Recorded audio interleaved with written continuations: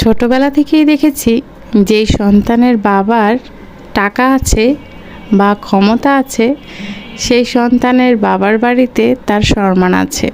যত বেশি টাকা তত বেশি সম্মান, তত বেশি ভালোবাসা। যার টাকা নেই তার ভালোবাসাও নেই, আর সম্মান তো দূরেরই কথা।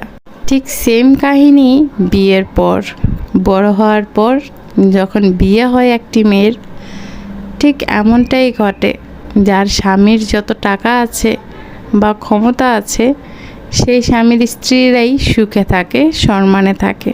আর যার কোনোটাই নেই তার স্ত্রী সন্তানরা নির্যাতিত, অবহেলিত, লাঞ্ছিত।